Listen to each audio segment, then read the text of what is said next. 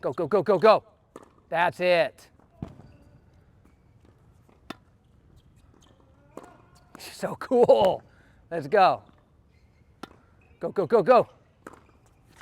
Jeez, you were born to hit this shot. Hey, Elle's here. Okay, Elle, another one of my awesome students. Great player, I don't know. It's coming along with your game. You've got so many levels to your game.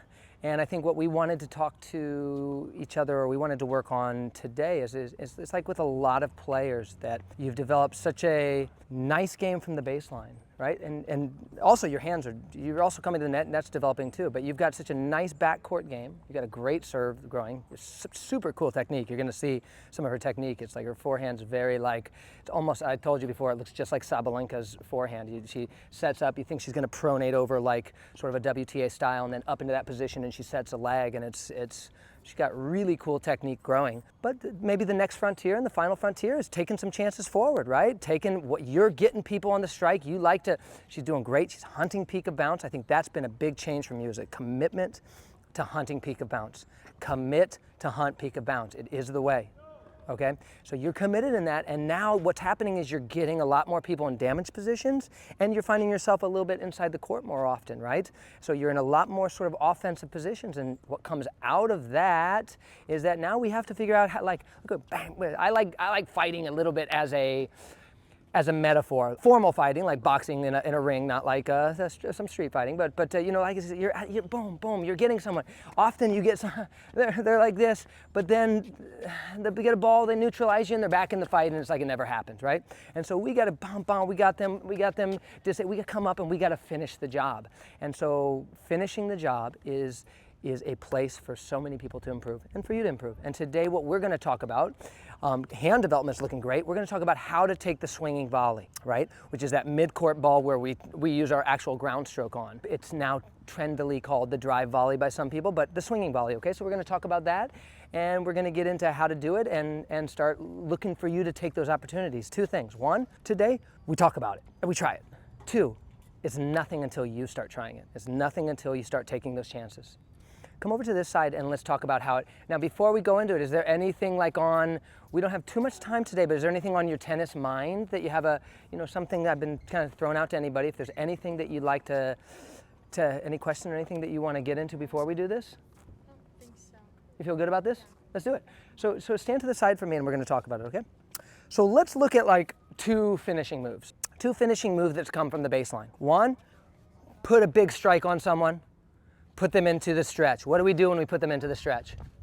We're up and we're looking for that sneak volley, right? We're looking to come up, finish that sneak volley into the open court. And if you look at that, so I put them on the stretch, I've damaged them. As soon as I recognize that stretch is coming, I'm running forward and I'm switching into my volley grip, right? Because I know what I'm about to get. I'm about to get a damaged ball. I'm gonna look for the shoulder strike. I'm gonna use a walking stance, and I'm gonna move into that open court. You're getting really good at that.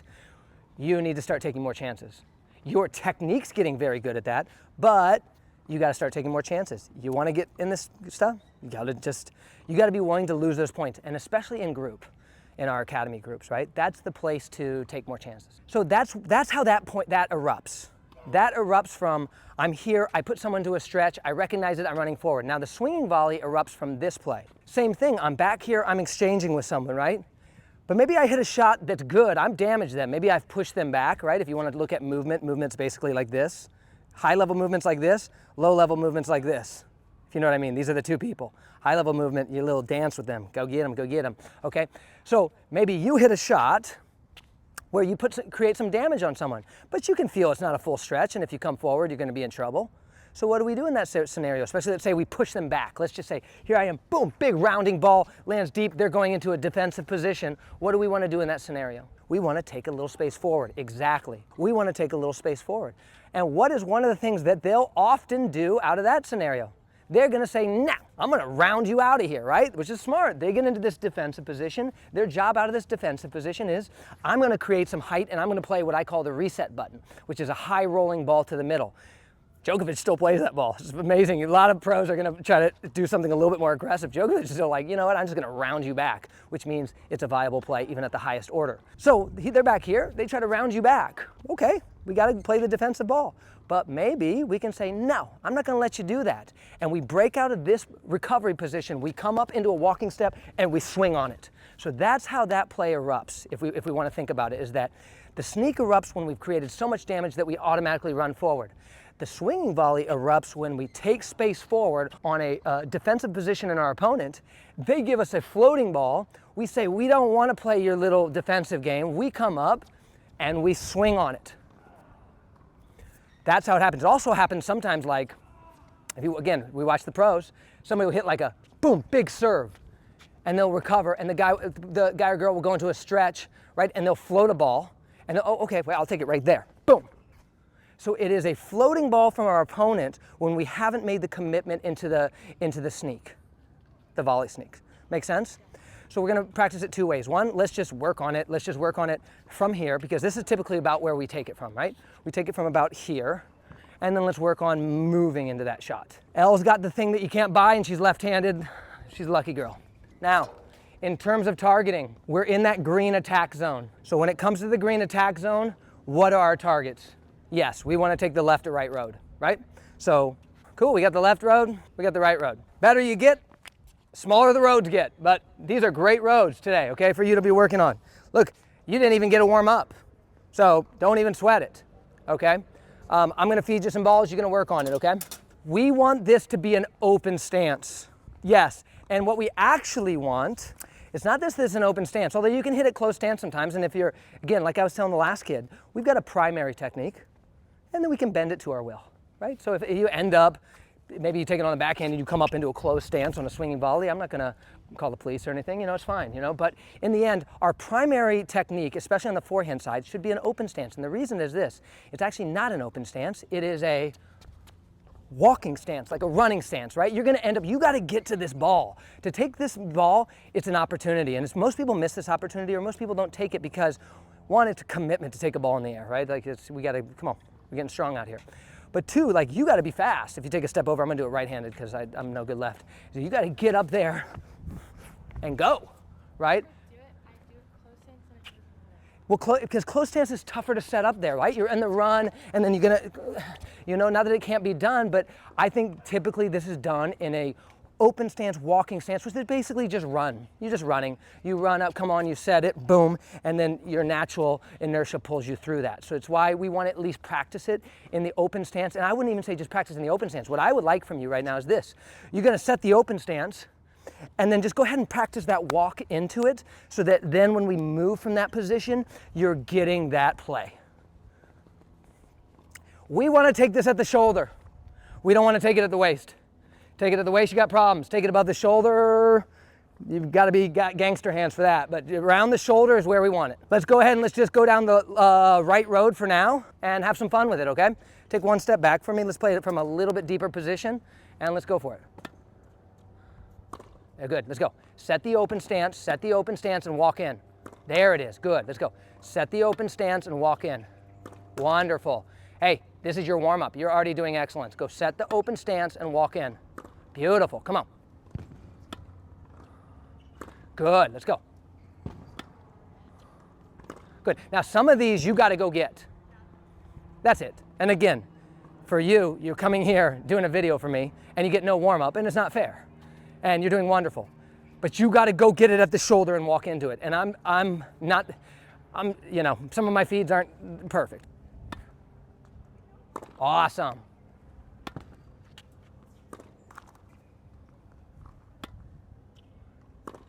Wonderful, Elle. Awesome.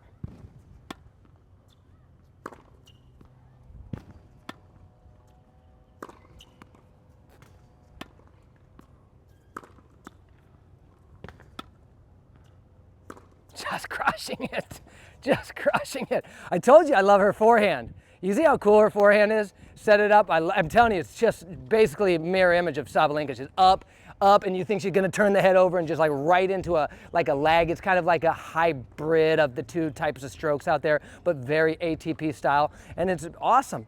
And just as an aside, it's like there's so many more of those swings coming out. It's just on that WTA tour. You look at Wimbledon just happening. You know, you got Paolini, you got Lulu Sun, you got Sakari, you got Navarro. A lot of those lag-setting strokes are coming out. And the question to me, and it's an aside, is are we coming to like this technical singularity?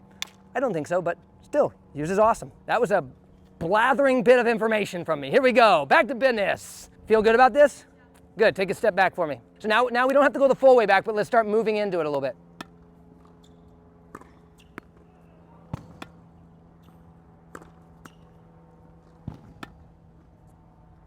That's it, make sure there's a real push on that outside foot. Awesome.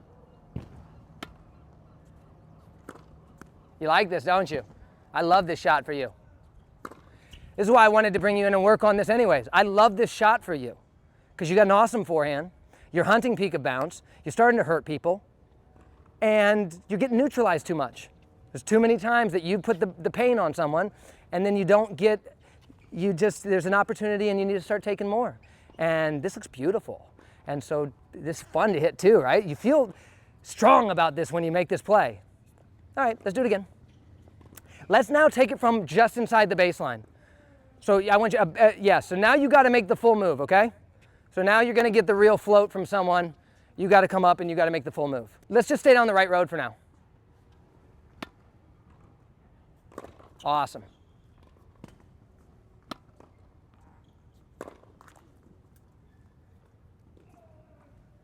Go, go, go, go, go. That's it. So cool. Let's go. Go, go, go, go.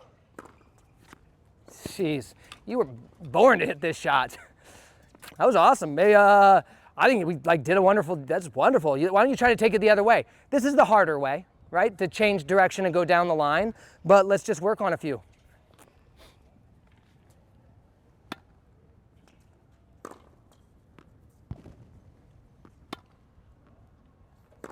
Awesome.